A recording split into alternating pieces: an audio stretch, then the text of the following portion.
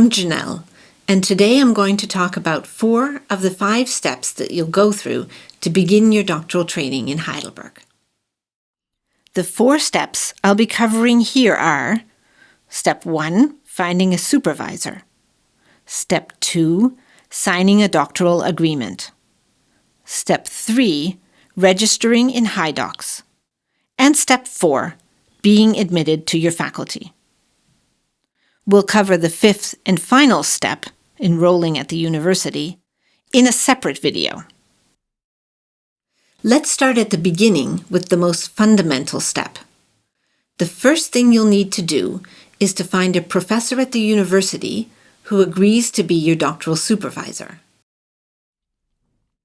The role of the supervisor is to provide advice and guidance in choosing a topic and methodology, planning the project, writing and revising the dissertation, and pursuing additional professional skills and qualifications.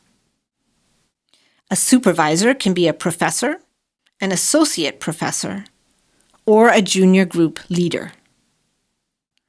The search for a supervisor can look quite different depending on if you are in the humanities and social sciences or in one of the STEM subjects. But in the end, it's very important that you find someone who is knowledgeable in your research field, who is interested in your project, and with whom you can build a good personal relationship. We'll be making a more detailed video about finding a doctoral supervisor in the future.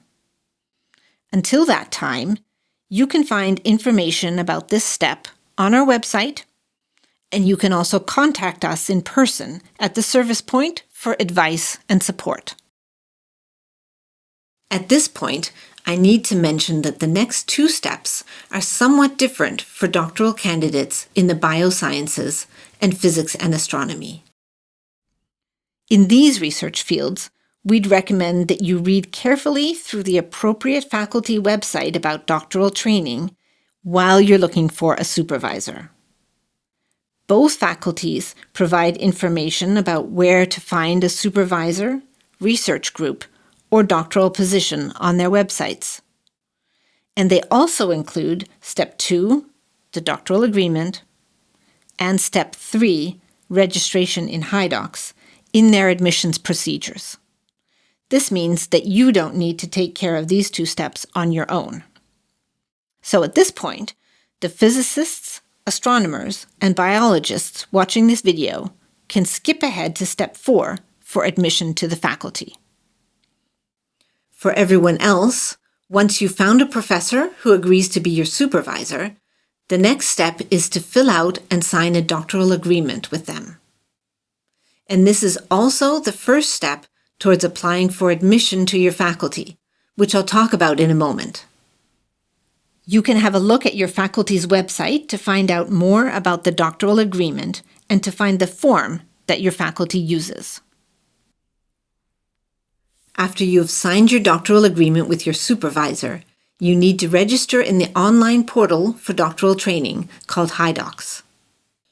You'll create a new account in heiDOCS and fill out the first 3 pages of your online file. This will alert your faculty that you'll soon be applying for admission. This online heiDOCS file will accompany you throughout your doctoral training and document the different stages. And after registering in heiDOCS and filling in the necessary information, you can move on to the 4th step, which is to apply for admission to the appropriate faculty. The university has 13 faculties. These are the large academic departments to which the smaller institutes belong. Doctoral candidates generally belong to the faculty in which their supervisor is a member. So, for example, if you're doing your doctoral training in organic chemistry, you'll belong to the Faculty of Chemistry and Earth Sciences. Or, if you're doing your training in history, you'll belong to the Faculty of Philosophy. Here I'd like to stress the importance of your faculty for your doctoral training. The faculties are the entities at the university that govern doctoral training. They individually create the frameworks, set the rules, make admissions decisions, and ultimately, they grant you your doctoral degree. All 13 faculties have detailed websites about doctoral training, and it is very important that you inform yourself about the rules and procedures within your faculty, and that you make sure that you're aware of and adhere to the relevant deadlines, for example, for extending your Annahme or your admission, if that becomes necessary. The better informed you are about these issues, the smoother your doctoral training will be. Getting back to your admission to the faculty. The application and admissions procedures are somewhat different in each faculty, but the basics are the same in all 13. You'll submit the doctoral agreement, a research proposal, proof of your academic qualifications, and a couple of other formal documents. This application will be considered by the doctoral committee of the faculty, and a decision will be made about your admission. The final admission to the faculty is issued in writing in what is called in German the Annahme als Doktorandin. With this document, the faculty is committed to supporting your doctoral project until its completion. And when you receive the Annahme als Doktorandin, you are officially a doctoral candidate in your faculty and at the university. To sum up, once you've received the Annahme from your faculty, congratulations! You're now officially a doctoral candidate, and you're almost at the end of your journey of administrative formalities.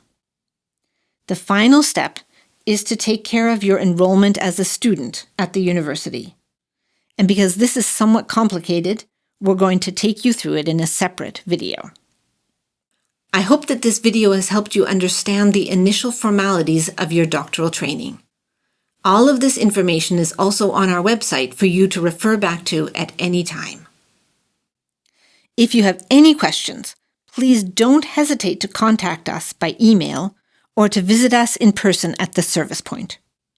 Our contact information is below and on our website. And don't forget to check out our Instagram channel and subscribe to our newsletter, where we keep you up to date on the latest activities, workshops, or funding opportunities for your doctoral training. And we look forward to seeing you in the future in Heidelberg.